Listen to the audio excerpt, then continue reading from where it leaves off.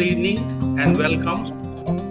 I'm Raj Mandal and I'm work with Tracy, and I would like to welcome each one of you to the Tracy Reflection Series, which is a monthly online conversation that takes place on issues of concern to us and especially to the church and society.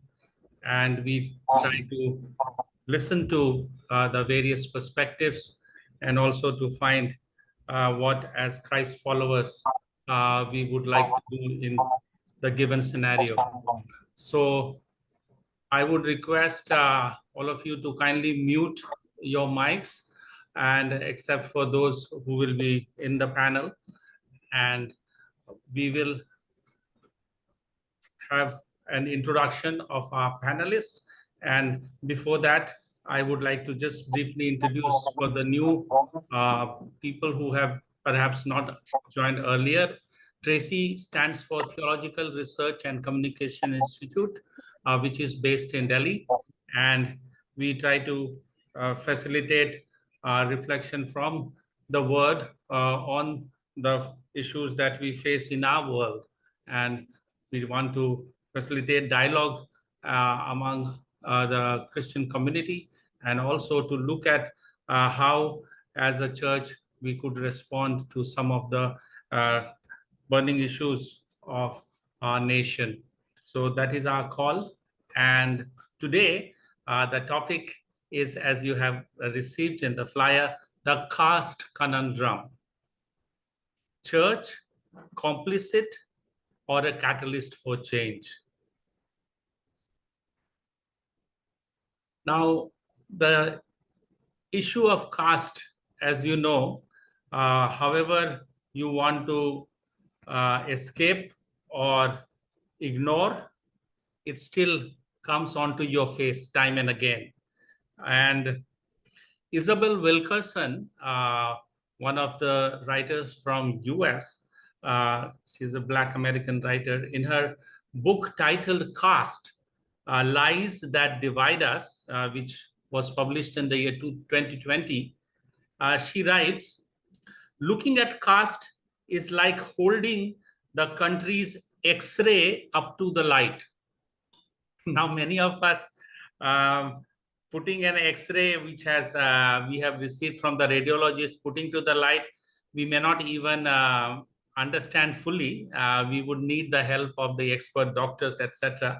But I like that analogy that X-ray usually we do when something gets broken in our body, whether our bones or is there some defect or some ailment, and X-ray brings them to light.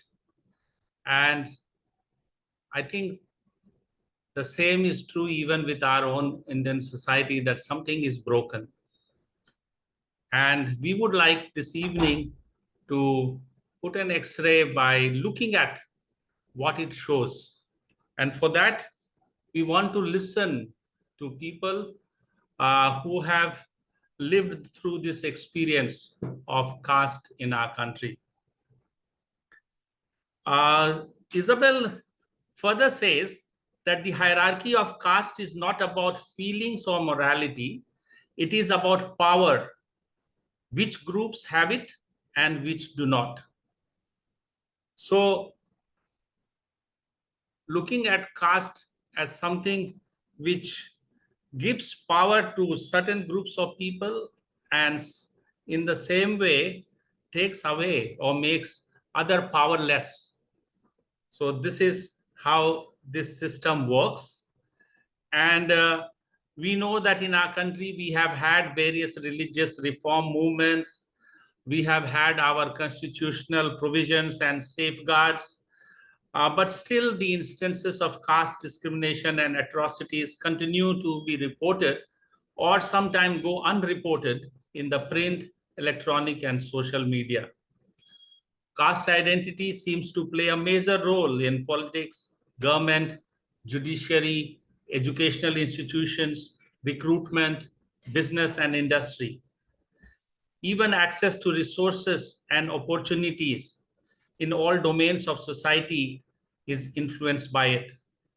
And its tentacles spread even to the sphere of faith and religion, without any discrimination to almost all religious traditions found in India, including Christianity.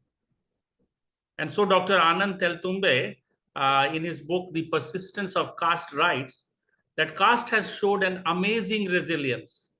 It has survived feudalism, capitalist industrialization, a republican constitution, and today, despite all denial, is well alive under a neoliberal globalization.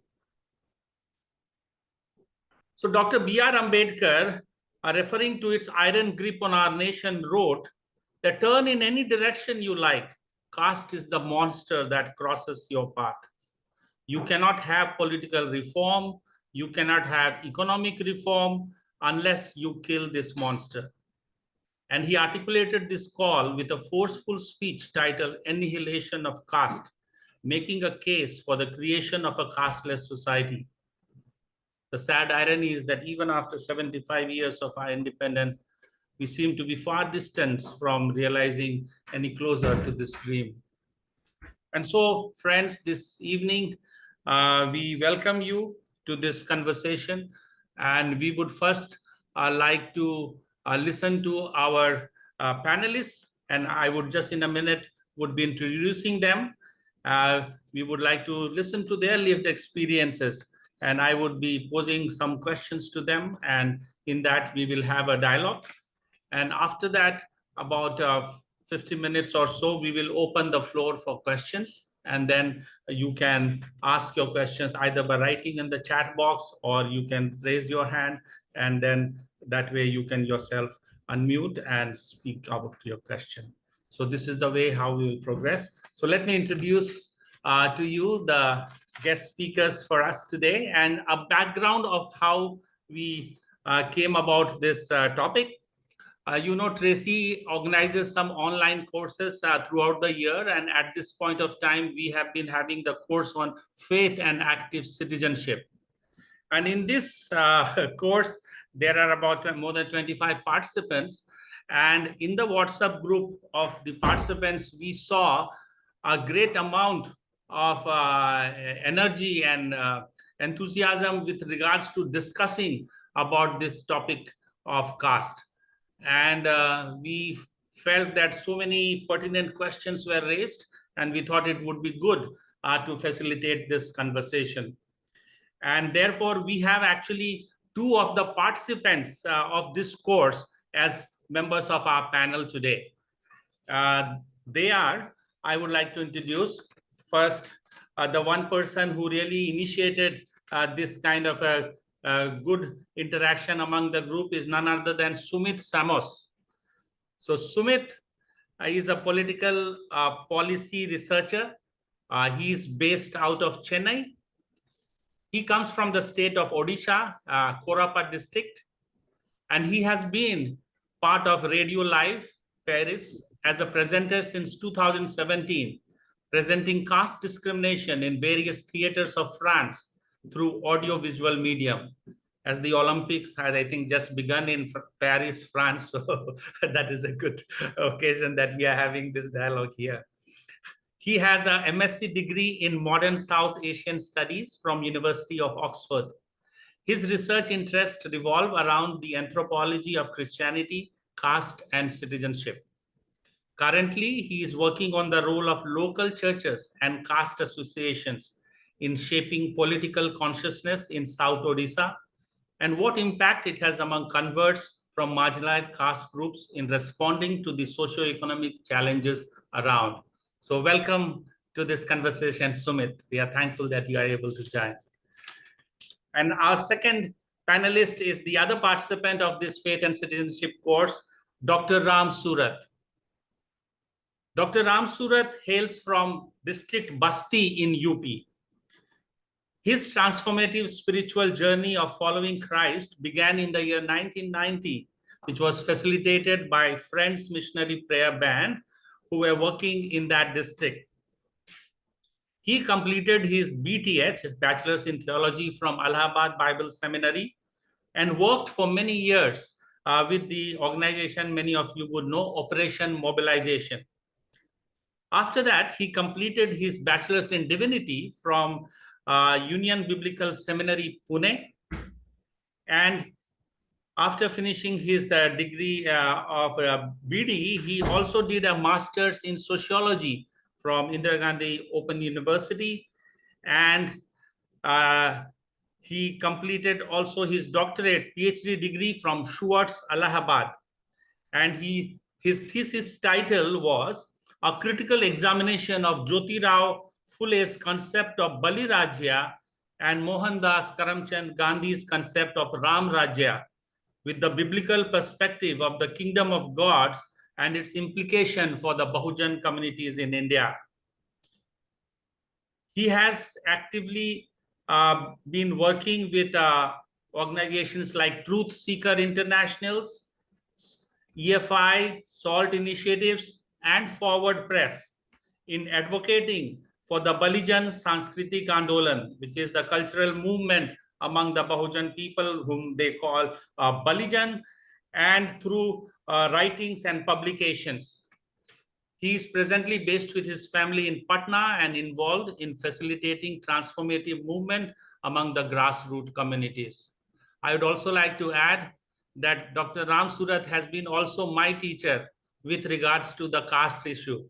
Whatever I have learned about the caste, it is through him. So I really like to acknowledge and welcome Dr. Ram Surat in our midst. Thank you.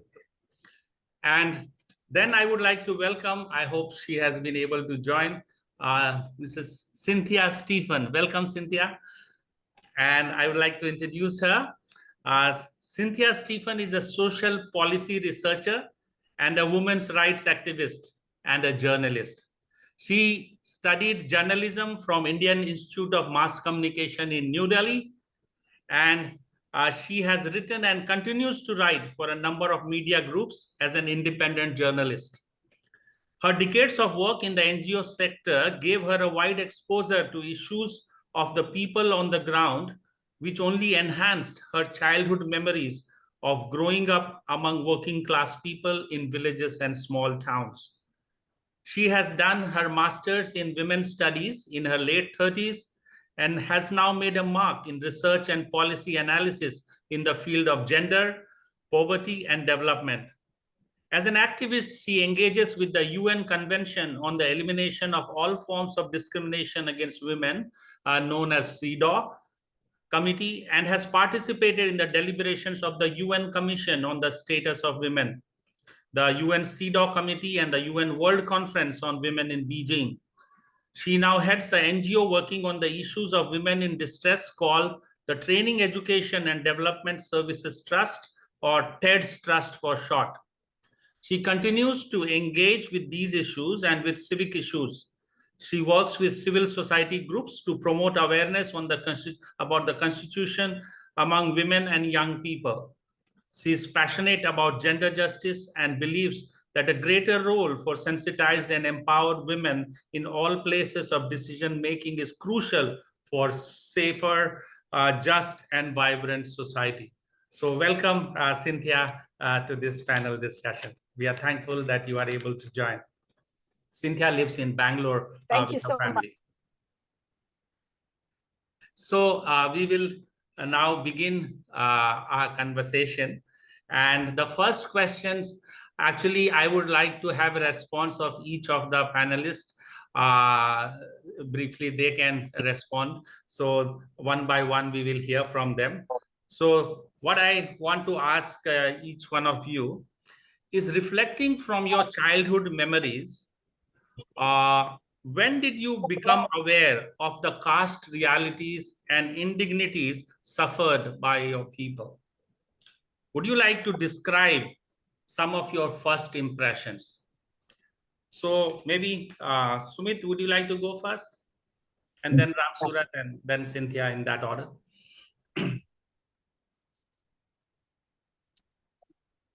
Sumit, are you able to hear? Yes. Should I repeat the question? No. I got the question. Should I be answering first? Yeah. So you can start, and then followed by Ram Surat and then Cynthia. Yes. So I think I need to give us, brief context of where I come from. I come from South Orissa, from a district called Koraput, and in that district, the majority of converts to Christianity were from a caste called Dome caste, which comes, which belong. I mean, it's a Dalit community, and a small group of Christians from the Adivasi communities. So here, the question of caste does not exist within the church as such, because there are no other, castes which converted to Christianity. However, the question of caste comes in relation to the society as a whole and how they look at you after converting to Christianity, because they have been living with you for a very long time. And so, one of my childhood memory of caste, my childhood memory of caste is very complex, because for a very long time, my parents never spoke to us about caste. They never identified us with any caste. However, while growing up, I always had a sense that because we ate the same way, we lived the same way, we spoke the same kind of slangs, we had similar kind of, we looked similar, we spoke similar. So I identified myself more with the Dalit community in the village, and we lived close to them. And there was a very stark difference among different groups within the village.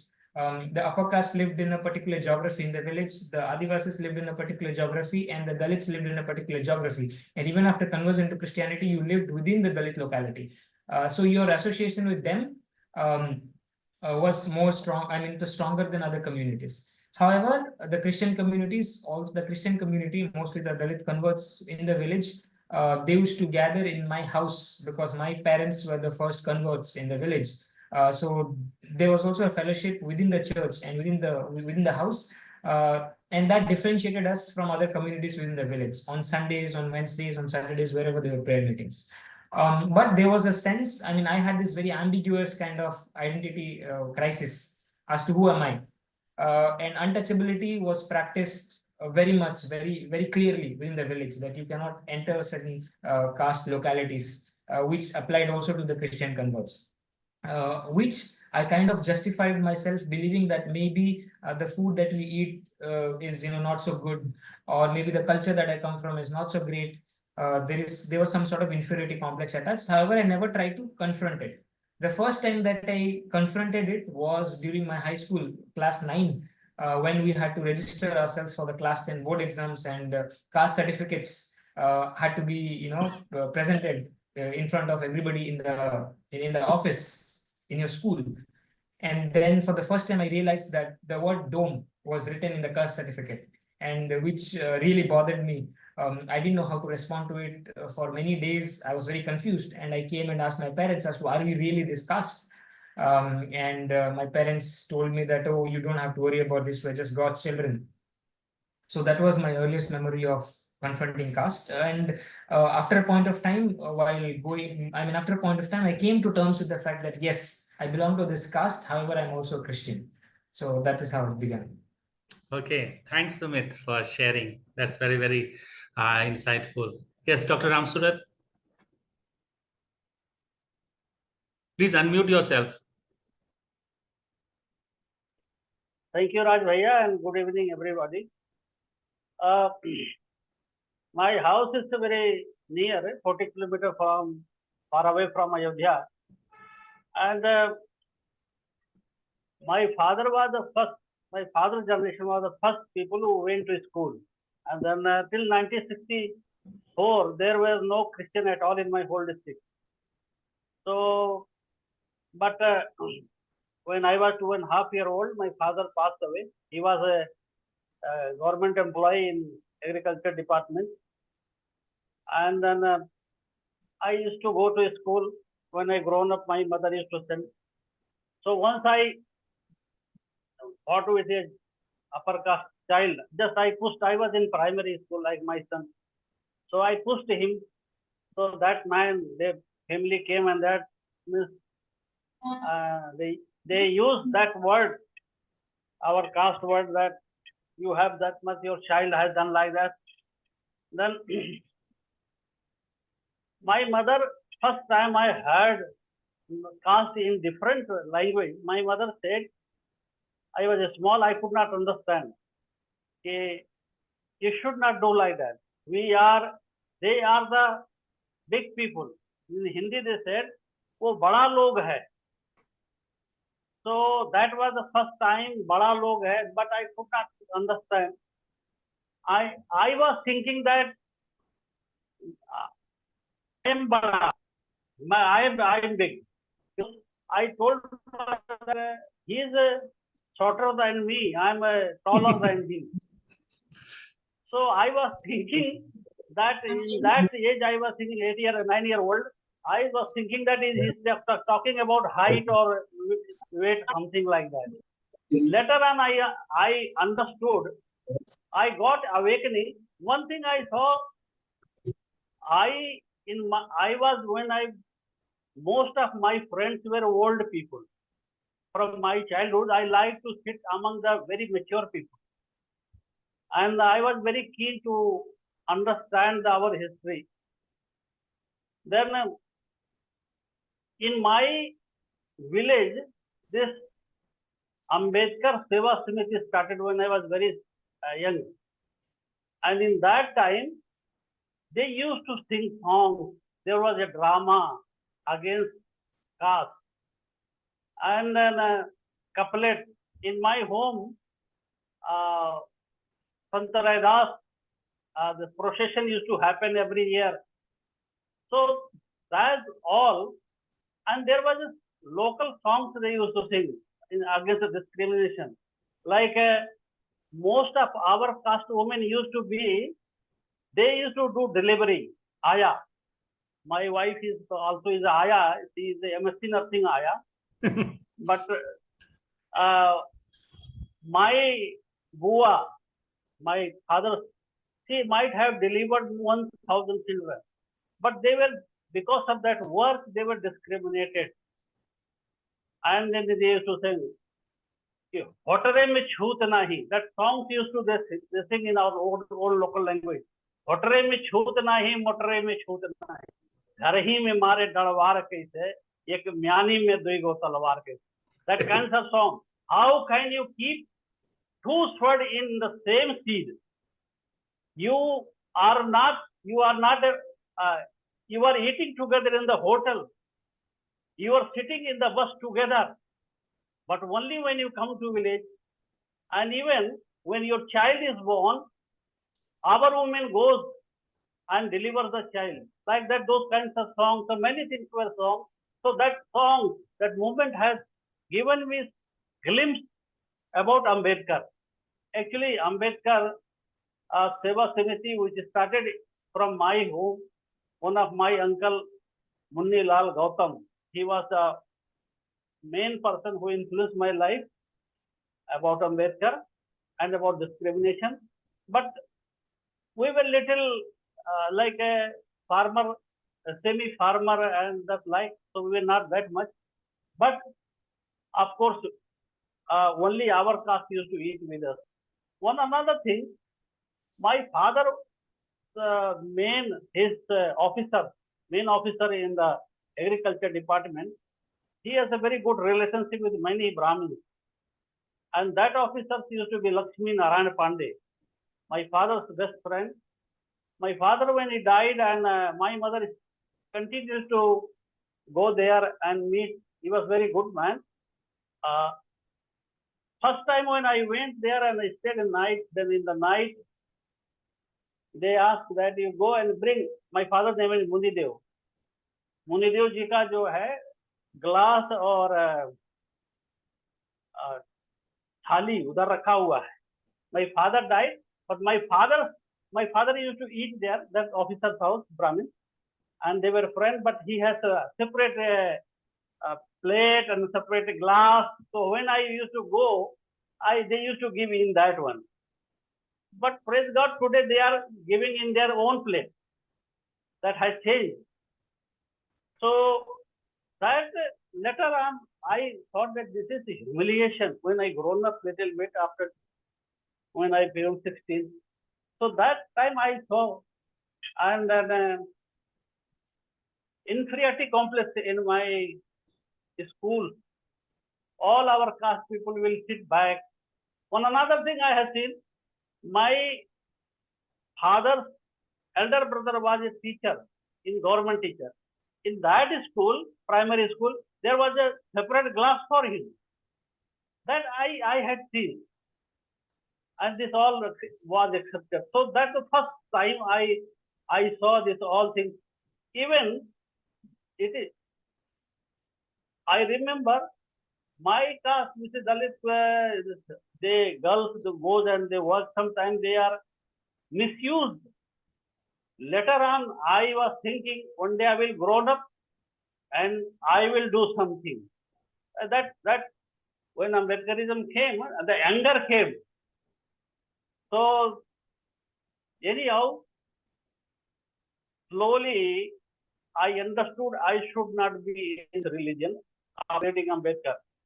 When I went to high school, I wanted that I should not be in because of this religion is happening. So that was the first time, or was the first glimpse in my life. Thank you, Ramsurat, for delving deep into your memories and sharing some of your experiences from that time. I don't know, Cynthia was caught in the traffic, so I'm not sure if she's... Cynthia, are you able to speak? Yes, I am able to speak. Okay, See, you reached home. Glad. So I don't know if you were able to follow. So we were asking the first question about when in your... everything. Yeah. So So if you like to share quickly about your memories when you first encountered this term, what is caste in our society? Yeah. The thing is, interestingly, my caste identity was never known to me at all. Right through my childhood, right through my adulthood, till I was into my, like I was probably in my late 30s or early 40s when when this became when this came to my consciousness. I've written about it, I've spoken about it also elsewhere. The fact is that when capable and talented people come to a level where they have to compete on equal terms with Brahmins, that is when push comes to shove. And that is how I was rudely awakened to the fact that some people are seeing me as Dalit. Because I was one of the shortlisted people for a position as a director, state level director for a big project. And I was sure to get it because I had all the qualifications and the right experience. But I failed to get that position, and instead it was given to another girl who was junior to me, much junior to me, and also had no ground experience at all. But she was a Brahmin. She had a PhD, but no ground experience and no work experience except 2 years. But she was made director at state level, whereas by this time, I had already been working about 10 years and I had relevant experience of the field at least 5 years, including international experience. So this made me think, what is the reason? Why am I being excluded from this post? I should have got this job. I didn't get it. Why? Then I remembered a point that somebody had remarked while looking at my biodata. I had put down the name of a very well-known activist who happened to be Dalit. And that person said, yeah, I had put 2 names down. One was a Brahmin lady and one was this lady. Both were together in a team of a women's team working on, development programs. I put both their names because I had worked with them both. They said, yeah, you put this lady's name, it's okay. But this other lady, see, we don't talk about Dalit and all in our programs. I was wondering why did they say that? And so that is how, the first time it was spoken in my connection, then I started asking myself, is it that they're thinking of me as Dalit? Because see, I never had any experience of any kind of exclusion. My parents were very well educated, both of them in good positions. We had the best schooling. We had access to the best of, amenities. We had some privilege when we were young. So I had no sense of, I did not have any disadvantage of caste when I was growing up. It was only when I came, when it came, when push comes to shove, where talent and, opportunities are expected. So I would say that I grew up without a caste consciousness of my caste. And it was only when this happened that I started asking myself, and even then I didn't get an immediate answer because our parents don't reveal caste to us. So what happened was that I had to keep asking for a long time, doing a lot of research. And then I discovered that actually, though we were Dalit, we were only partially Dalit. On either side of my parents, my grandparents, one parent each was non-Dalit and one parent was Dalit. So this is the story about me. Okay. And my Thank you so much understanding. for sharing. Yeah. So I think each one of your story have been different, and we really appreciate you share with us because we would like to help understand better what all the people experience. So the next question is related to your experience with the church. So first, I would like to ask: do you feel that caste is an issue among Christians? And what has been your experience with the church in general and Christian community which you are part of in particular? So I hope you get the question in terms of we are wanting to know what is your experience thus far, that how caste plays out within the church, and relating to your own personal experience, what would you say? Yeah, anyone can pick up, and we would like to hear each one of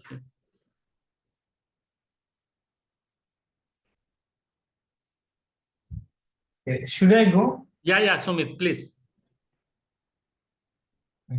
Yes, I think so. Over the last 7 to 8 years, since the time I've engaged with the question of caste and Indian Christians and church, I think there are various different ways that people understand caste within Indian churches, and it varies from urban to rural. It varies from people belonging to different class groups. So I have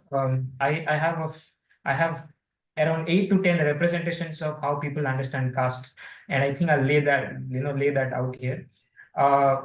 And starting from Christians who converted from non-Dalit backgrounds, I will go on to how Christians from Dalit backgrounds try to understand caste. So there is one group of Christians, and this comes from my experience being part of different churches over a period of last 7 to 8 years.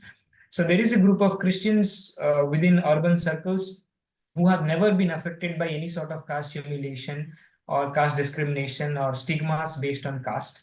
And for them, the question of caste does not even exist at all because they are very, very privileged, or they come from a very stable, secure kind of a background. So for them, caste is a very distant phenomena that they're oblivious to. So they go to church for reasons of personal salvation, personal development, for a community of believers to be part of and worship God. That's one category.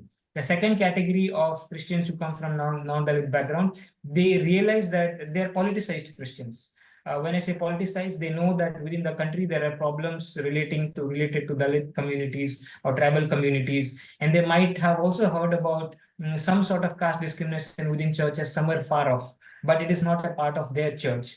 So they tend to think, why should we involve? Of course, we know about it, but what is the need for us to involve? Because we have many other things like career, jobs, relationships, family, and all these different things. This is the second group of people. Then the third group of people within Indian churches, they talk about caste without using the term caste. Like, for example, many of them might come from Goa, or many of them might come from places like Tamil Nadu or Kerala, where they might talk about a long tradition, a long culture that they are part of, which is very much prestigious, which is very much reputed. So they go and they glorify, they romanticize that lineage, they romanticize that tradition without using the word caste. Then the fourth group of people among non-Dalits, they are very much aware that caste discrimination is happening within the churches. and they know who is who, and they tend to take part in some sort of activism to to stop this discrimination being happening within the churches. And within the churches, various different forms of discrimination happens, starting from stopping intercaste marriages, to discrimination within institutional positions, who get what kind of positions, to discrimination within educational institutions as to what group of Christians get privileges in terms of attending education institutions. Now, this is for Christians coming from non-Dalit background. There are three more categories or four more categories from Christians coming from Dalit backgrounds and how they understand it. So Christians coming from Dalit backgrounds, the first category belongs to those who have had conversion to Christianity for almost 2 to 3 generations. Now they're 2 to 3 generation Christians, either due to missionary activities or some sort of church institutions, they have attained some sort of mobility. Hence, the only thing that the primary identity become Christian, and they do not want to.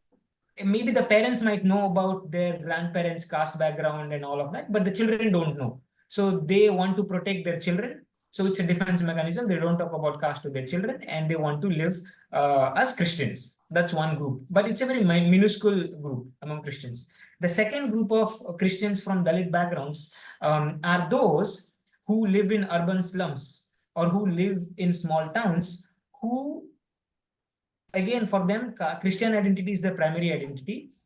But at the same time, somewhere deep inside their heart, they know that they come from a lower group, marginalized group within the society, where their culture is looked down upon, or their habits are looked down upon, or they're not treated, they're treated as low within the society. But because the Christian identity takes over and there is a discomfort in acknowledging caste, there is fear, there is shame attached to acknowledging one's caste, so they try to avoid it.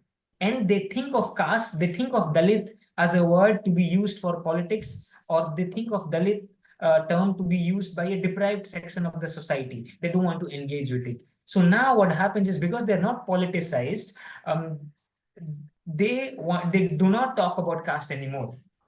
But they feel that their discrimination is based more on class. Their discrimination is based more on that their parents do not struggle hard, or all of those different. They don't attribute the social economic disadvantages to the caste. Like, for example, if they're living in a slum in the periphery, they don't know how they ended up there. But if you look back, maybe their grandparents would have been Dalits who would have come to the city to work as construction workers or something, and they ended up there. They don't have land. They don't know that it's because of their grandparents' caste or something. They don't have land. Their children don't get good education. Hello. Yes, speak. We are hearing. Yes. So their children don't education. They don't attribute it to caste. So this is the second group of people. The third group of people are those who are very much aware of their both caste identity as well as Dalit identity. The third group of people, but they are like, we don't want to bring any sort of conflict within the church now anymore, because this will lead to conflict, so let's be quiet. It's the fourth group of people, like people from coastal Andhra. People from coastal Andhra, especially, or a section of Christians from Dalit background in Tamil Nadu, who are conscious about both the Dalit history and the Christian history. And they want to participate in anti-caste struggle both within the church as well as outside the church. And these groups are politicized. And that is how I understand caste within the church. I'm sorry for taking long. Yeah, thank you very much. I think you've done a very incisive analysis and very, very helpful to understand 8 different groups in that spectrum. Ramsudat, do you have anything to add to what you have shared from your experience? My story is a completely different. Okay. One more thing I wanted to add, that in my schooling time, till 6th standard, we were addressing our teacher based on caste. Every student, all Brahmins teacher, we say Panditji, and Kshatriya Babu Sahab, and Sudra OBC, we say Master Sahab, and the Dalit teacher, we say Munshi Ji. So this all has a meaning, different. But on this question, the Christian, it was in the beginning, I do not, the first time this missionary came, FMPV missionary in our place. So we don't know anything about Christian. So in the beginning, I thought Christianity is a casteless society. All Christians have taken bath in cow milk. That type of understanding I had. But first time, the missionary who influenced my uttermost FMPV missionary, he shared his story. While both were working in the same organization, and he wanted to marry. He is from Tamil Nadu, she is also from Tamil Nadu, and his wife is a Dalit. So parents were not allowed. He saw me at least 50 or 100 inline letter. His parents has written, you should not marry her. It's very interesting. And then that first time it clicked. I thought I should not come to the church, because my mind was that it's a casteless society. What I'm hearing. Anyhow, then again when I went to OM, I worked 5 years with the OM. And then I realized that there are mostly they are coming from Dalit community, but they are hiding. Namo छिपा के जियो ना दिल हरा के जियो, ऐसे जीता था सब लोग. And I was used to then in Allahabad Bible Seminary, I was Raja Singh from Kerala, my classmate. He told the story that he loves a girl, but she is a Dalit, so I cannot marry. First time we heard that in Kerala there is a caste among them. Later on, then again, like this, when I was able to complete my BTS, a particular sister, if I tell you, you will be knowing, but I don't want to tell her name. Most of people, they know that I'm a Brahmin. My language, my face, everything. So I dress like Brahmin. And of course, my grandmother was a Brahmin. My grandfather is the fullest contemporary. He ran away with a Brahmin woman, and then he has to live. So maybe my resemblance, my face has come from her only. So she was in seminary, everybody likes business, and said, brother, I will find out a girl for you. So I went, I was working in OM. So I understood she is thinking that I'm a Brahmin. So that girl was new convert, she was a Tiwari. And then I understood, I told sister, I think you are not able to understand me. Actually, I am a Dalit, I am an untouchable, and I am committed to fight for my people. If I marry that girl, I say first generation, I will be speaking against caste and Brahminism. I will not compromise. So she was very thankful to me. At least you told this, that you are not Brahmin. So that kind of things, I said the Brahmin, Larki Brahmin ko khojo, iska uska khojo. I had one clear mind about girls, that every human being in this world are naked in their cloth. So as a white girl or whatever girl, my people are most important in my life. I will fight for them. I will not marry any girl who is nurtured in caste and idolatry. That was my determination. So interesting thing that I experienced that. And after then, by God's grace, I fallen in the big hole, the caste system in South India. I have a lot of story. I can tell whole night, you will run away. Yeah, we don't have that much time. So thank you. There are a lot of story which is connected with the South. So this is my very little what I want to tell, that within the Christianity, even I was in Delhi, I was very keen to study. Most of the first convert in Delhi were my caste people. And Mandir Marg, I want to tell you for your information, Mandir Marg is a CNI church. It is a birth from the All Redemption, what is called All Saint Cathedral. The British people not allowed, don't want Indian and dogs to visit them.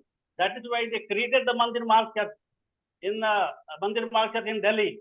And those Christians, they think that is a Brahmin. So it's very interestingly, that I had a discussion with Father Monodip Daniel. These all documents are there.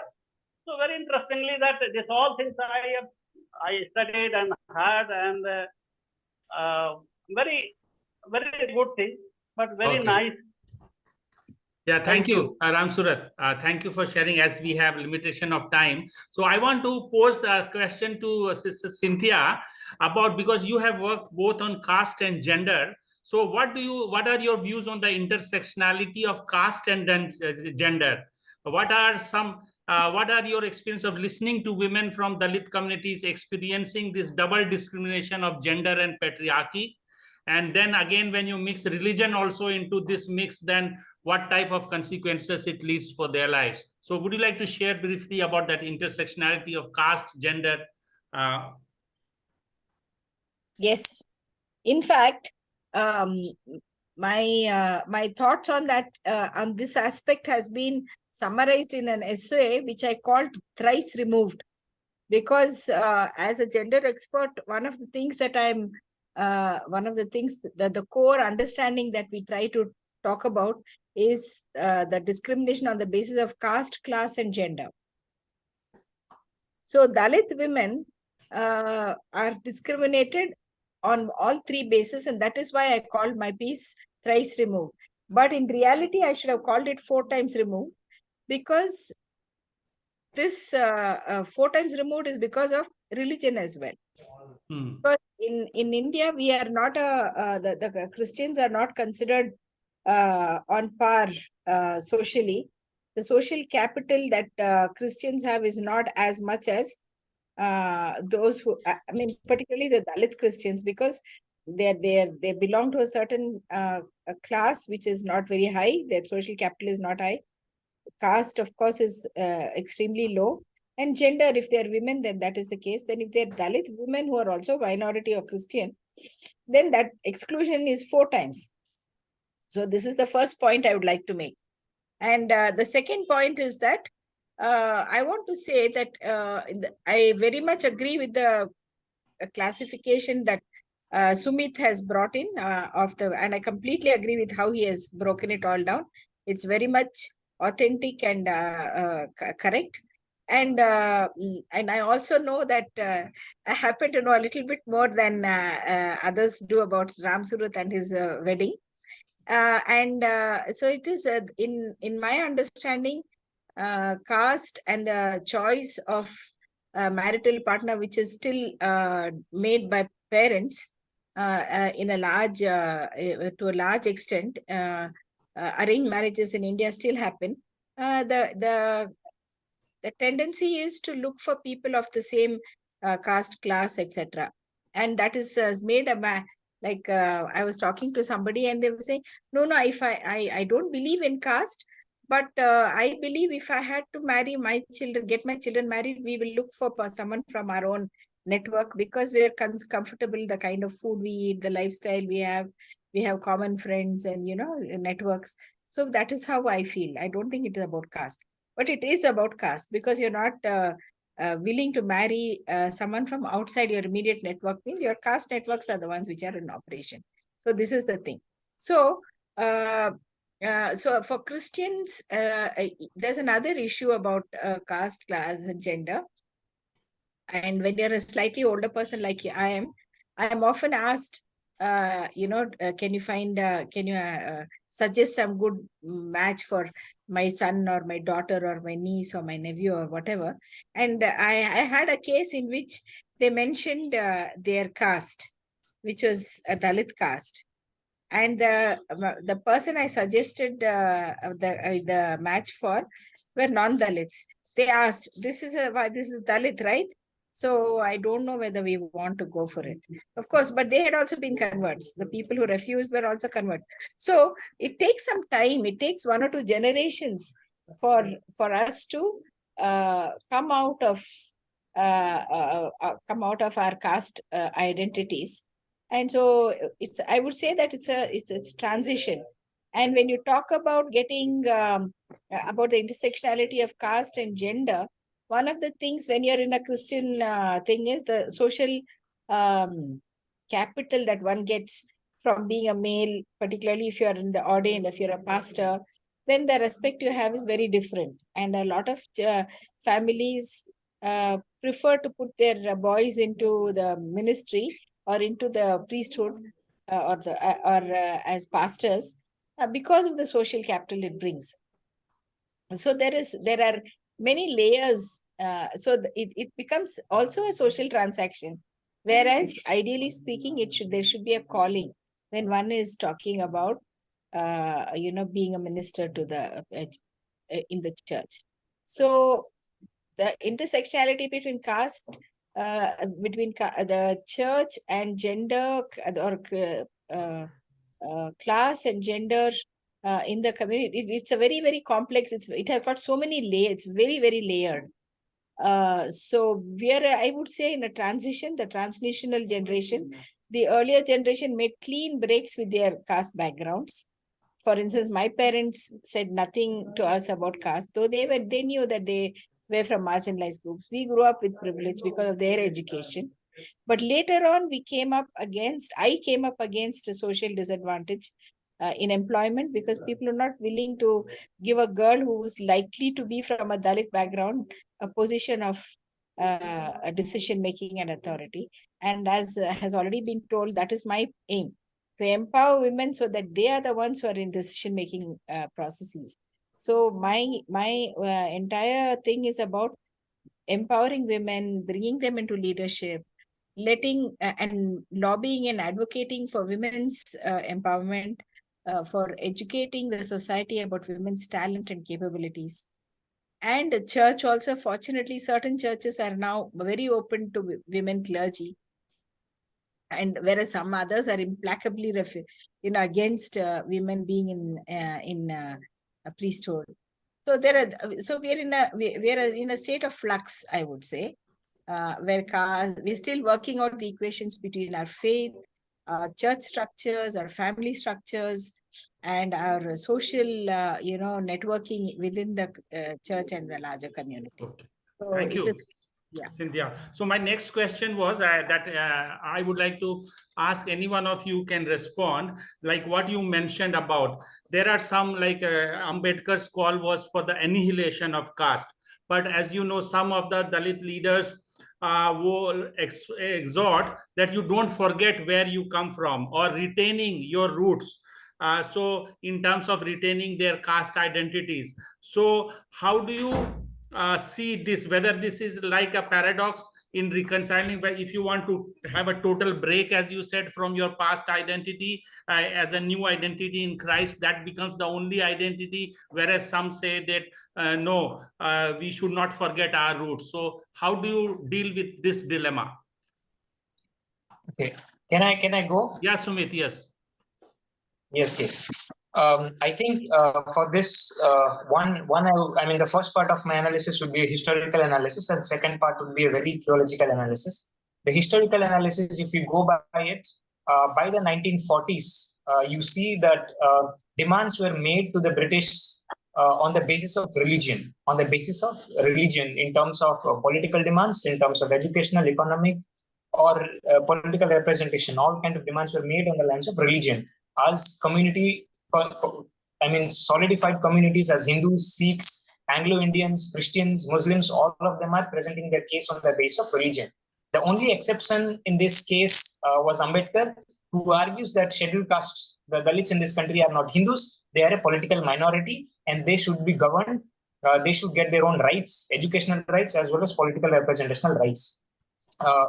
And around that point of time, then going forward to Constituent Assembly, within Constituent Assembly, the three Christian leaders, Rajkumari, Amrit Kaur, Father Jerome D'Souza, and H.C. Mukherjee, three of them present Christian community as a homogeneous community, without any sort of internal differentiation at that point of time. So they completely deny any sort of need for reservation at that point of time. They say that they believe in the goodwill of the majority community within India, and the two things they argued in the Constituent Assembly, one was religious freedom, Article 25, the freedom to practice and profess and propagate one's faith. And the second is Article 29 and 30, which is mostly about cultural and educational rights, the right to administer one's own institutions. Those are the two things the Christian leaders were concerned about. They were not concerned about the Dalit converts in the Constituent Assembly, who constitute more than 60 to 70% of Indians Christians. And the only reference to the Christians of Dalit communities was made by T.J.M. Wilson, a member of Constituent Assembly from Madras at that point of time, and he argues that the condition of this group, these communities among Christians, is really, really bad. They don't have educational opportunities. They are in a really bad shape. So something needs to be done to them. So, and around that point of time, Ambedkar is representing the scheduled caste Hindus, and not the. So during that point of time, Dalit converts are they're not in either of the camp. They're not in either of the camp. And only around 1970s, 80s, for the first time, the term Christians of scheduled caste origin is being used. And from mid-1980s, you have Dalit Christian Liberation Movement, and later the World Council of Churches. All of them start to acknowledge the term Dalit Christian. Now coming to my second point, how do we understand claiming one's caste identity as antithetical to Christian belief? The tension between claiming caste identity as Christian and also holding on to one's identity as part of one's culture or root, right? That is the tension. On one hand, what I argue is that if socioeconomic disadvantages is based on caste, a certain group of people have to be listed within the scheduled caste to get those advantages. That's one thing. But on the other side, if caste is a source for pride, a caste is a source of superiority complex, then it should be done away with. However, not all the elements of caste you can do away with, because we are all socially and culturally embedded human beings. If I particular caste in Orissa, there is a certain kind of music, there is a certain kind of art form, there is a certain kind of food, there is a certain kind of clothing, there is a certain kind of doing weddings. So these are practices which are supposed to be neutral. They don't reflect any sort of hierarchy. These are creativity that God has given all of us. And I think I would hold on to these kind of tendencies and practices and art forms and culture. However, any sort of cultural practices which kind of imposes superiority or looks down on others should be done away with. But at the same time, within the church, let's say all Christians come under some or the other category. Either Christians are OBCs or either Christians are unreserved, because we are part of a state, and that state categorizes us, Indian state. So how about also making sure that the Dalit converts, whoever wishes to, get their benefits of educational benefits or economic benefits, all of that through the scheduled caste status, but also be part of the church as Christians. I mean, these are the tensions that we've been having for all this while. And the Constitution clearly, the preamble of the Constitution clearly asks, clearly mandates that, we shall resolve to make India into a socially secular, democratic republic, but also to ensure justice, economic, social. And what does God tells us? And this is where I think the theological aspect of Christianity, Jesus recognizes the particular vulnerability. Like, this is what even liberation theology gives. Gustavo Guterres talks about. He says that there is a universal love of Jesus, but there is also a particular concern of Jesus towards those groups, those people. Like I just would like to mention one example, and I will end. In Mark, I think Jesus goes all the way out to meet the Samaritan woman, recognizing her vulnerability, her social position. And Jesus, even though he's part of a big crowd, when Jesus is walking, a woman touches Jesus's cloth. And Jesus asks his disciple, who is this person who touched my cloth? And then the disciples say, no, it might be anyone from the crowd. So why are you, because it's a huge crowd, it can be anyone of the crowd. But Jesus says, no, who is this? And then the woman comes. And Jesus recognizes her. So this also brings us to a realization that within Christians, we also need to recognize, we need to give recognition of vulnerabilities. And how can it be ameliorated with? Yes, thank you. Thank you, Sumit. I know Cynthia and Ramsurat also would like to respond, but I'm aware that we need to open time for question answer from the audience. So if I may just ask one question, which you can give a very short answer in terms of, and then we will open it for the audience to ask their question. Like, how do you think that the church can be a catalyst for change in such a casteist society? So, what would you want that what do you think that church can play its role, as Sumit said about what the Jesus model is of caring for the vulnerable and recognizing their vulnerabilities, and within that to affirm and provide opportunity and access to be the full person that God wants each one. So would you like to quickly suggest what churches could do to be a catalyst of change in changing this kind of a casteism that we see all around? First of all, church should, what they are believing, they should practice. Okay. Second thing, that the narrative about human dignity is found in the first book of the Bible and the first chapter, verse 26-27. That is the basic gospel for the Bahujan community, especially for the Dalits. And that gospel is not told them. The second thing, and they read Bible, they read the narrative, human created, all human beings created equally in his own image. But in their heart and mind, they are carrying the Brahmanical Varna system which created by the Brahma. So at the same time, they are a follower of Brahma and the Jesus. So that they should realize and they should not practice. They should follow Bible. If the Bible is our mandate, until unless they really follow by in their mind, their heart, in their action, they follow Christ what they believe, then this will be a great impact on our society. Thank you, Ramsurat. So Cynthia, you will have the last word. You please unmute. First, the point is that when we say church, there are many understandings of church.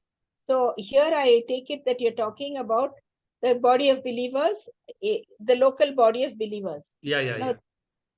I would like to point out that the mainstream churches, because of their institutional identities and histories, have tended to replicate to some extent the class caste hierarchies that is there in the society. And the reaction of that has been that there has been a large growth in the and because, as Ramsurat has alleged, that they should practice what they preach or practice what they believe in and what the Bible says.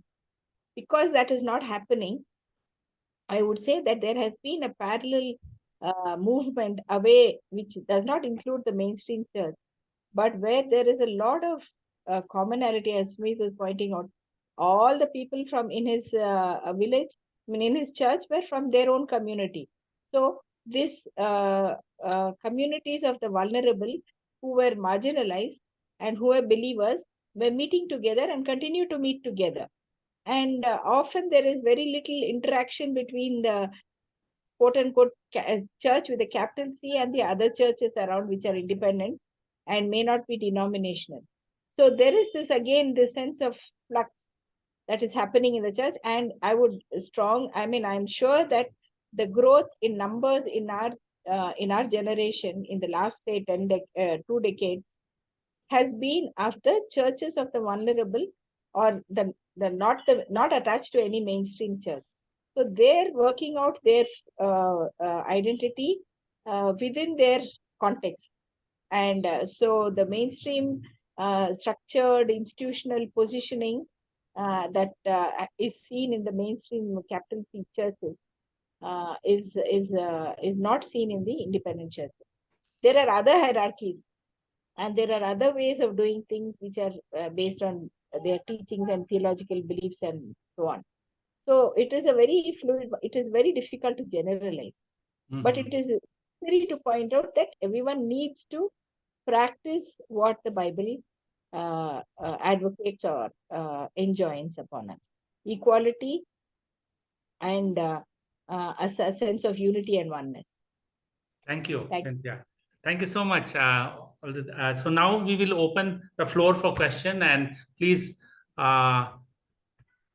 can you write your questions in the chat box, or if you want to raise your hand and then ask your question. So I will just open the floor. So there is a comment there. I see Dr. Atul Agamkar. This is a relevant topic and the panelist views are helpful, but such issue needs longer and deeper analysis. We agree very much, and 1.5 hours is too short to discuss these issues, but we wanted to just initiate and facilitate so that these conversations can take place at your dining table, at the church fellowship meet during having tea, and other whatever groups you have, home groups, etc. So we would like to have more such conversations if there is such opportunity. So see if you can have a second part of this session. Definitely. Thank you, Dr. Agamkar.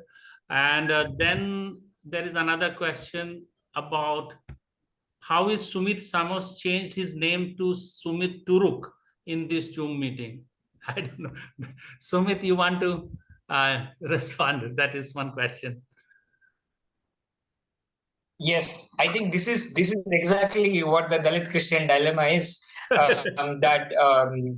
Samos is a name that I took after my baptism because Turuk is a caste surname, which my parents used for a certificate back home, because without this certificate, there are many problems that you cannot have your land patta, the house that you live on, you cannot have a patta without this caste certificate. Without this caste certificate, you might not be able to get some of the scholarships in college. Without this certificate, I mean,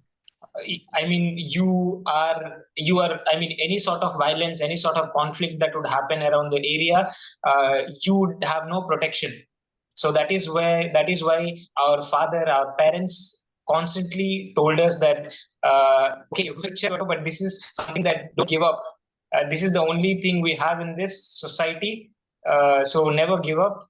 And so the dilemma is that I studied in a Christian boarding school, a Catholic boarding school after my class 6, which helped me to come up in life. But at the same time, my SS certificate, I held on to, and I still hold on to, because I strongly believe that this is a discriminatory practice based on religion. That just because of a conversion to Christianity, we've been deprived of this benefit, and I don't want to give it up. Thank you. And I have done that.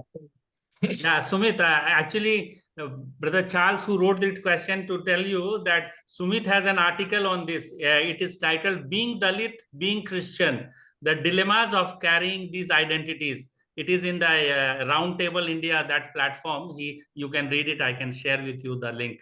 So thank you. Suvishesh. Yes, thank you. So I have two questions. One is, so certain places the church growth, one of the strategies of church growth in Tamil Nadu, I have seen certain places in Tirunelveli, for example, where there is a separate churches for separate caste groups. One of the reason mission leaders give is that in the initial stages, people find it difficult to let go of their caste, especially the higher caste, the so-called higher caste. So it's better for some years that they are separate churches. So a few years ago, I went to Tirunelveli for a wedding, one of my wife's relatives. And my first experience, I've heard of it before, first experience, seeing a church, separate church for the scheduled caste and separate church for. So what is your perception about this? What mission leaders give is, the reason they give is that you need to understand that it's not easy to let go of caste, just been centuries together. So we need to give time to people. So till then, we should have separate. That is the first question. The second question is about reservation. I come from a scheduled caste background. But so you, as you know, scheduled caste Christian means you come under BC. So we were taught by our Christian leaders. I'm a native of Andhra, but I grew up in Chennai. So both places I had experience of it.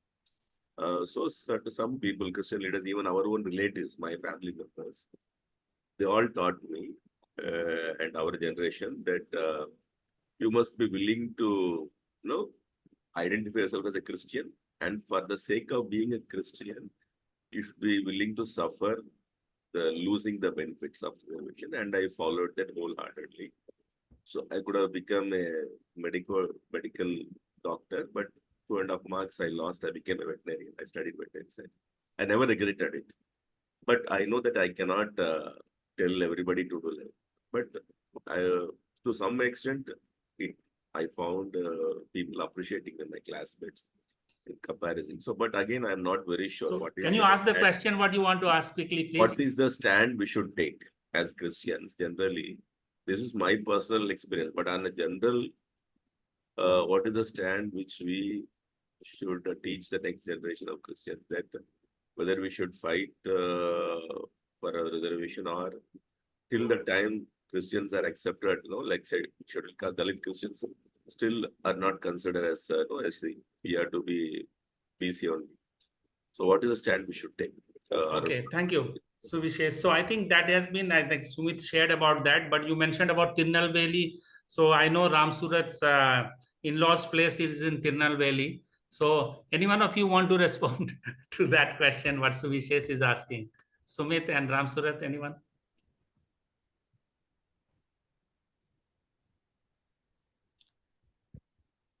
Okay. I think I'll answer the first part of the question. Yes, Sumit, please go ahead. I think the first part of the question is like we need to differentiate different regions within India.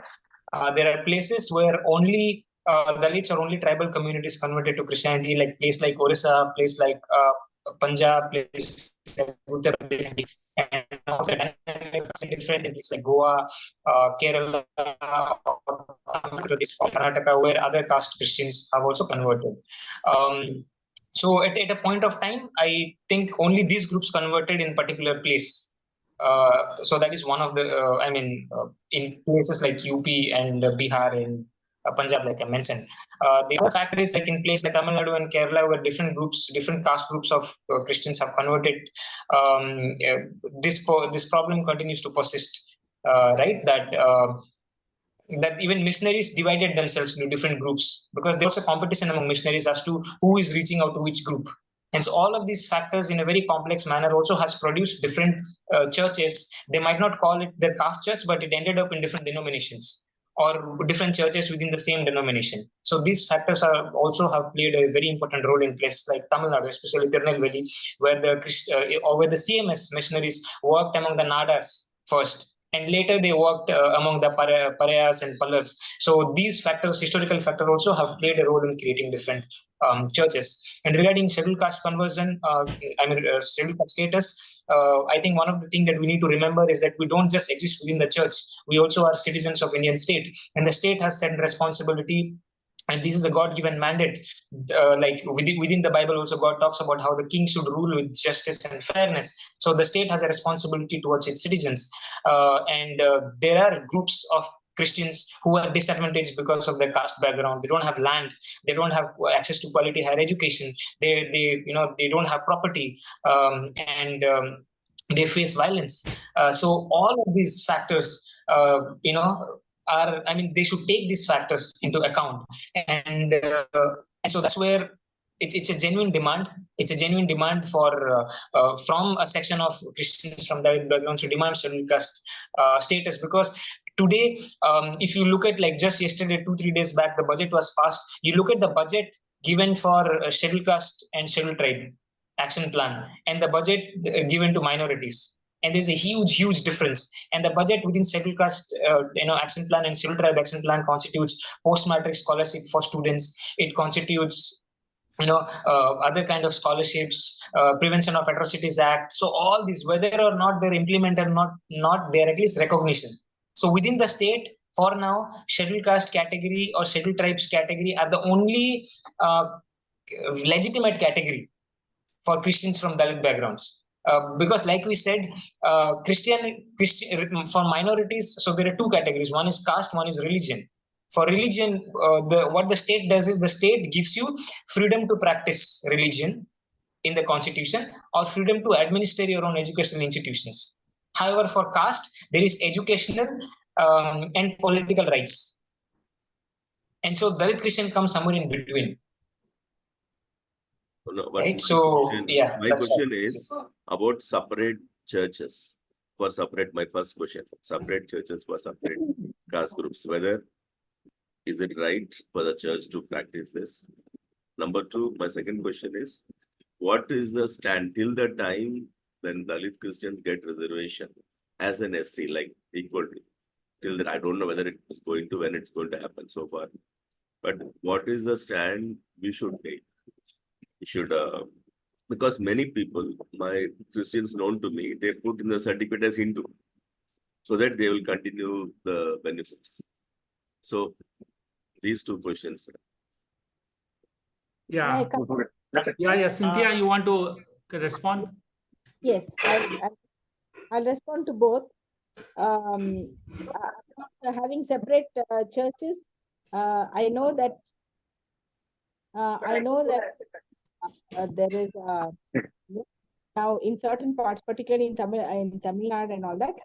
Even in UP, large churches together, and many of them happen to be from the same caste. It may not be by design, I mean, it may not be consciously done, but they just do it because that's how they have lived all their life. So there has to be a conscious effort to dissolve caste differences on the part of the leadership. So it may not happen instantaneously, but slowly and steadily there has to be a commitment not to have caste-wise churches. People need to understand that there are no distinctions between human beings. God is no respecter of persons, and I don't think it's acceptable for people who are having communion to discriminate on the basis of human differences, social difference. It's unchristian.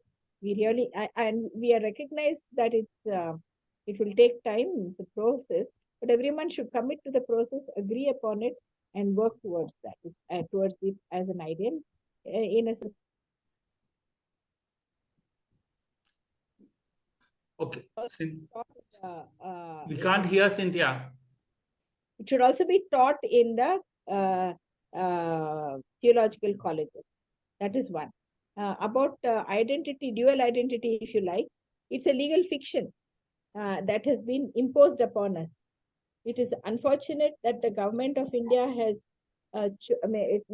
chosen to retain what is clearly an unconstitutional ordinance, presidential ordinance, which has implication of removing the reservations for people who have changed their faith and who are from Christian background, and conferring them a backward class status. Many churches have conferred backward class status to Christians. It is a legal fiction that has been imposed upon us. But I feel that it is up to our conscience not to follow the ways of the world. We have to follow what our conscience tells us. And if our conscience says it is okay for us to be practicing Christians, but claim official status as Hindu, because it is inevitable. If you're very poor and you can't help it, okay, you can't do anything, you do it. But otherwise, if your conscience smites you, don't do it. Claim your Christian status, and if economically you can make a choice, make that choice. That's what I would say. Okay, thanks, Cynthia. I think I'll just like to add, it is, as Sumit mentioned, it is clearly a case of constitutional injustice. So therefore, the petition that has been pending in the Supreme Court to challenge this constitutional provision, and the fight is still going on. So that is one thing. But to the first question, definitely, I think church for separate caste groups, I think that belies what is the DNA of a church. So I don't think having separate, whether ethnic or caste-based churches, that is not a church biblically. Yes, Abel Raj. Yes, sir, thank you very much. Just following up on Cynthia's raised issue about the separatism between mainline churches and the new Dalit or marginalized converted first generation or second generation communities running in parallel, because I've seen separate subcultures and separate youth subcultures among these, separated churches, and there are separate models to look up to and working among the youth. For example, John Jabaraj, or somebody who's a musician, a worship leader, and that is somebody that is revered or looked up to or valorized. And maybe I suspect there's a lack of rigorous theoretical critical thought in terms of interdisciplinary theological resources that transform such young people coming from these new converted backgrounds. So my question is, why not, instead of looking at a dichotomy of the state versus the church, why not, what about doing an ecclesiology of a charismatic economy of one body? Like 1 Corinthians 12 and others say, well, I'm not talking about theorizing it. I'm talking about doing an ecclesiology of a charismatic economy of one body, because the new churches become Pentecostal or charismatic churches, but their understanding of the charismatic gifts is very different in terms of speaking in tongues as a way of getting assurance of salvation. But the New Testament actually talks about the one body as a pluralistic economy of grace, where all the gifts, services, everything is available, and so that you become an alternative community which is self-sufficient in itself and does not look up to the state and goes to the state, because all the gifts and the graces are available with the church. And would you say, Cynthia or others also, if we look at it, say some common forums where the lay people from the mainline churches, those who are willing and open, and then the lay Christians or leaders also from the marginalized independent churches, which are non-denominational or maybe denominational also, and they can come together in such a way where a new kind of ecumenicity can be built up within India, where this can be broken. The idea of an elitism among the let's say, I don't want to mention mainline churches, and this parallelism or elitism can be broken. Thanks for your question. I think very aptly expressed. And how anyone would like to respond? Any of the panel? Okay, so yes, it's a very complex question, but I think I'll try to answer just few aspects of it. One thing is that every group in India, every social group in India, regardless of their religious status, have dependent on state or have negotiated with the Indian state at different points of time, including Syrian Christians, including Goan Catholic Christians, including the Nadar Christians in Kerala, in Tamil Nadu. It's just that when they have negotiated with the Indian state for anything or any political parties, they've not negotiated. Their negotiation does not come across as caste negotiation. And this is what M.S.S. Pandian talks about. When Dalit people in India talk about caste, they explicitly make those claims through the name of caste. Whereas other groups, when they negotiate with the Indian state or political groups, they might not actively claim the word caste. This is two differences. So everybody negotiates with the state in different. That's my first part of the response. Second part of the response is regarding, again, state and the church. When violence happens, like Christian community is not an island community. Even the Dalit Christians have different castes, and they don't exist within an island, because they also have to. They are just 2.3% of the population, and you have to interact and negotiate with various other communities in the society. And so when the violence happens, it is not within the purview of the church to protect these Christians, right? When some sort of land rights are being raised by a certain community, the church cannot give them land, right? They are also citizens of the state. And so that's where the role of state also comes in. And regarding, I think the last part, I might not be able to give a very comprehensive answer, but regarding the growth of Pentecostal and charismatic churches among the marginalized communities. Of course, there are theological problems. Prosperity gospel is being preached. Very strong, brimstone fire kind of healing ministries are also being given among these communities, and they are also in such desperate and deprived situations. They end up going in flocks, and people who these kind of ministries also know it very well, that where can they get this kind of audience, right? And so this needs a larger debate, and it's a very complex, long-term debate as to how people understand tongue, how people understand gifts of the spirit, how to execute it, what are blessings. I think it needs a larger discussion, and I don't think I'll be able to share it in Thanks, Sumit. I think points. you have given a good response to the question. One thing, as our time as per schedule is now almost up, it is 8:30. So I will let Brother Charles Gola, he has been putting up his hand for long. So I'll let him ask the question. And after that, officially we will close, but then many other questions in the chat box. So those who are wanting to stay back, you can stay. And if the panel is willing, they can respond to those questions in the chat box. So last question, Brother Charles. Yeah, Mike, I just want to bring an observation that as I grew up in my parents, my father, he taught us that, that my grandfather, when he became a Christian, he forsook all the privileges and job opportunities as soon as he embraced Christ. And that's what he taught us also, that God will take care of you when we put our trust in him. So that was the one thing that I grew up, and which was... And another one thing was that, sometimes my wife, she's a school teacher. One person wrote on the exam paper, "Praise the Lord." And then she said that, how come you're saying praise the Lord? Hallelujah. And are you a Christian? She asked, very inquisitive. She said, by faith, I am a Christian, but by religion, I am a Hindu. So this is a dilemma, this is a thing. Sometimes, sometimes people use caste as a privilege to get jobs and opportunities and all that. So how, this is a big question that I have. Yeah, thanks. I think this question has been dealt by Sumit in his answer. And that is the dilemma that many believers who come from such disadvantaged groups face.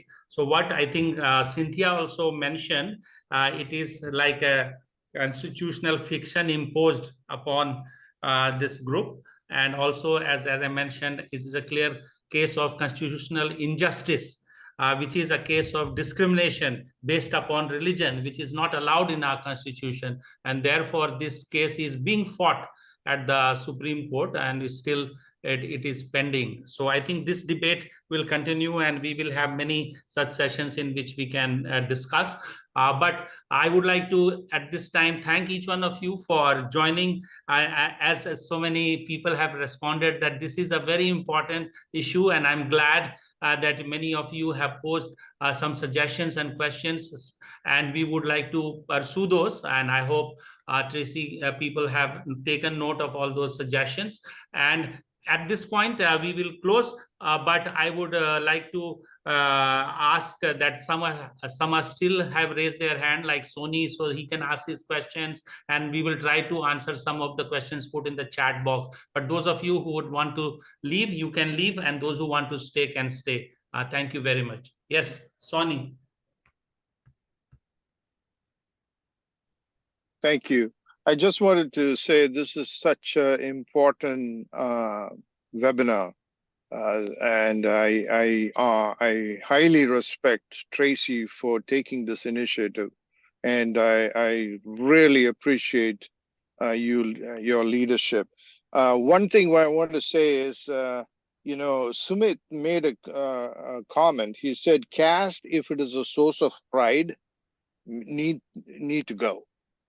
And in coupling with that, my comment is that, you cannot necessarily forget your identity, but if your background, sometimes we look at it almost like a binary. If you're from a certain background, front. Now you're a Christian, you need to forget it immediately. No, it's a journey. It's a process. Ram Surat's testimony is so powerful. It's a journey. So we need to understand it should not be a source of pride. And so those are my comments, So this is amazing. I really thank God for this whole initiative. Thank you so much. God bless. Thank you, Sonny, for your affirmative words, and we really appreciate. And as you rightly said, each one of us carry multiple identities. It is not one single identity which subsumes the other identity. So that is the reality for each one of us, and we continue to carry. But these dilemmas that the people from this background face because of this constitutional whatever provision that was made and which is considered unjust. So that is the thing which not every one of us are carrying. And therefore, we should a little bit hesitate to make expectations on others, which the experiences which we have not had. So that is one comment I'd like to make. Yeah, Jotsan. Hello, yeah, can you hear me? Am I Yes, audible? yes. Yeah. So I am Jyotiwa Jotsan from Pune, and I have already posted my question in the chat box, but still I'll just try to reiterate it here. From the discussion, everything which I've been hearing for an hour and a half, what I understand is that everybody wants to get rid of caste in every sense possible. So I think that groundwork, the initial groundwork for that has been already laid by Dr. B.R. Ambedkar in his magnum opus thesis called Annihilation of Caste. So I would just like to know the thoughts of the panel about that thesis of his. So have they read them, and is it possible to annihilate caste? Because there's a consensus among a lot of people here that caste is something which can't be eradicated because it's so much entrenched in the Indian mind. So just want to know the thoughts, because I'm just curious to know what's the solution. Like if caste has been coming from some particular origin and we are just trying to tackle it, but how about nipping it in the bud and annihilating it at the source itself? So I am working on that front, for which I have written a book called Caste Fraud, and I'm running a YouTube channel called Caste Dastak. So just want to hear the views of the panel on that. Yeah. Thank you. Okay. Yeah, thanks for Jyoti for asking that question. Ram Surat, you want to go to respond? Yes. Baba Sahib in the caste annihilation is talking. He wrote one very, very interesting thing. The caste cannot be eradicated only by eating and marrying. But he wrote that the caste has to go. We have to destroy the idea and ideology on which it is established. So that idea is still working in our mind and society mind, even after coming to Christ. There is a egalitarian and human given dignity. We have that type of idea or word of God. Until unless that word we practice in our life, it will not go. The another thing, that annihilation of caste, Baba Sahib is talking about that. Some say that that we should not forget our root. Baba Sahib means the root means we should not forget our history. Those who do not know their history, they cannot make their future. Another thing, those who are not connected with their history, they are orphanage type of people. And even Jesus also is telling, if you are not connected with your root, you cannot bring fruit. Whenever I'm working at a grassroots level, when I go and meet people, they have a deep affinity with me because of that root. And this there, I can share my things. But at the same time, with the Bible, which God has given us the great idea of reconciliation. Reconciliation and annihilation is a little different. Reconciliation is basically based on forgiveness, love and service, this all things are. That idea I don't find in that one. So by the blood of Christ which is shed on the cross, he reconciled everyone, and through the forgiveness, through his love and service, we can be reconciled. Even it's a very very interesting. Today, my own life, it is because of Christ, and I got married. So that is working because of Christ. I was asked in my marriage one thing. Can you tell, a pastor asked me, can you tell one word, what is the secret behind this? I told that there is only one secret, that today I am standing here. First is the Jesus Christ, and second is the law of the land. That two things has made me possible to stand here. Otherwise, it will be not possible. Whatever may I have studied or anything have done, nothing will happen. But because of Christ, His word, His sacrifice, and because of our Indian Constitution, I am safeguarded that word. So that in that way, we have to see and work in to reconciliation of caste, reconciling the caste. So that caste can be reconciled only through the word of God. Even I know some of the very many of civil services, at least 10 people I know from my caste, they are married the Brahmins, but they are not reconciled, but they have reconciled because of money and position. They have, I know very well in Delhi, some of the people, when they did not marry, before marriage, they were talking about their people. They have a good, they used to talk against caste and Brahmanism, this and that. After marriage, that woman came in their life. Now that woman has put 7 lever Godrej lock in their mouth. They are not able to speak for their society. So that kind of thing. But here I can speak. That Christ, that power Christ gives. Only in reconciliation you can speak for your people. Annihilation, like that, without love and mercy, Jesus really, when you reconcile, you are reconciled with the idea of God, that especially Jesus Christ, you can speak, and there will be result. You can see many. There is a 3 intercaste marriage in my family today, so this is very interesting. And they are not reconciled because of money. They are reconciled in their faith, not in money. Money is there secondary, but faith is the most important thing, which creates a worldview to see a human being as a human being. Thank you. Thank you, Ram Surat. Yeah, I think you have answered very, very forthrightly on that. One or two chat, there are many questions, but I don't think we can be able to take one or two. We will pick up and then we will close.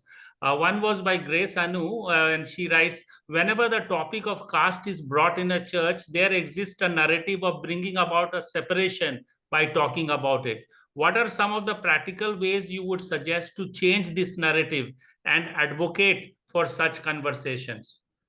So if I understand, we're saying whenever we talk about caste in the church, it leads more to an idea of separation. So they're asking, what is the practical way to that these conversations can be encouraged and not seen as divisive or separated? I want to say only one line. Only one line. I had a big bowl on my back, long back. And then if I would have not got surgery, that would have not gone. So you are talking that we should not do surgery. If you don't talk about the problem, we have to do surgery. Otherwise, the people are sitting and not doing anything. Digging, like you are telling, like don't dig the graveyard. But we should not dig the graveyard, but we need to do surgery. The problem is happening inside. Otherwise, there is a pain. When you do the surgery, there is a pain. There will be a problem, but surely that will cure. And that medicine, the Christ is the medicine, and we have to do surgery. Yeah, thanks. I think we had begun with the comment like from Isabel that it's like doing an X-ray. So when there is a brokenness in the body, we need that X-ray, and conversation about caste is like that X-ray. Cynthia, you were saying something, I think. Quickly, yes. You want to say? Yeah, I have several points to make for the number of the points that have been raised. Yeah. The most important question that was asked, I think, was about annihilation of caste. Is it possible to annihilate caste or not? Yes, it is possible to annihilate caste. And the way to do that is to bring in the system of equality and the ideology of equality, and that, as Ram Surat has pointed out, is the worldview, the ideology of seeing the other person as yourself, as equal. So that is the gospel value, basically. So the annihilation of caste is only possible through gospel values. However, what I would like to say is that caste is a social structure, and we need to understand that it can be a benign thing. It can be a benign thing. It can be just an identity marker without any hierarchy. But the problem comes with casteism, where you apply inequality as a way to reinforce your identity. So because jati is a people group, it could be neutral. It need not have any pejorative or superiority context, attached to it. So that is the important point I wanted to make, because with this understanding, the relevance of the gospel to the entire, social structures, and the relevance of gospel values to the constitutional values, and how they are almost contiguous with each other, or run almost overlap. I think that is very important for us to understand. And that is the practical way. Somebody was talking, what is the practical way? The practical way is to understand how to apply, how the gospel removes all distinctions and promotes equality in society, and everybody is the same in the presence of God, because we are all made in the image of God. Yeah. Thanks, Cynthia. So one suggestion came from Abhijit, and he has written, is it possible for the panel to create a toolkit for the church to follow practical steps to make sure caste discrimination doesn't exist within the church, and at the same time ensure justice for marginalized caste group members? Yeah, so that's a good suggestion. Yeah, and said that we can do this. Yeah. I was chat saying that it can be done outside of this. Yes, definitely. Why not? Okay, sure. Thank you. And Tracy should sort of handhold us, or process. That's what I would suggest. Yeah. Thank you very much. Yeah, so I think though we would want this conversation to continue, but maybe this shows gives us a taste, but we would like to carry on, as many have suggested. This should not be one-off, but this conversation should continue. So once again, would like to thank each one of you for giving your precious time, and especially want to thank our eminent panelists, Cynthia, Sumit, and Ram Surat. They are very dear friends, and we are so grateful that they were able to speak their heart. And I think more and more we need to listen. I think that is what was one of our purpose, that let this be a listening exercise to the lived experiences of people who have faced this caste in their own life, in the families and community. So with that, I would like to conclude this. Maybe I will say a small prayer and close this meeting. Dear God, Heavenly Father, we just want to thank you and praise you for this time that you gave to us, that we could have this conversation on a very important topic that is close to your heart. Father, we know that this is not from you. This whole division and discrimination and exploitation and injustice and oppression and a devaluation of people whom you created in your own image, Father, it grieves your heart. But we know that Satan, through his lies, has implanted his lies in most of the culture. It's not only in India that we know that this caste thing exists in different forms, whether it was in Nazi Germany in the form of what happened there under Hitler. It happened in the US in terms of the black, the injustices faced by the black. All these are different forms of caste, of consider one group of people superior than the other, and which is contrary to the biblical values that you have showed us, Father. So we pray that with all of us, with full might of the Holy Spirit, with the understanding and wisdom and discernment that you have given, that we all will engage actively actively to end this evil if they are present in the church father first, and then to demonstrate to our country, to our world, the light of the gospel, so that they can also come out of this darkness and then can experience the light and abundant life that you have given to us in Jesus Christ. For we ask this in Jesus' name. Amen. Thank you very much.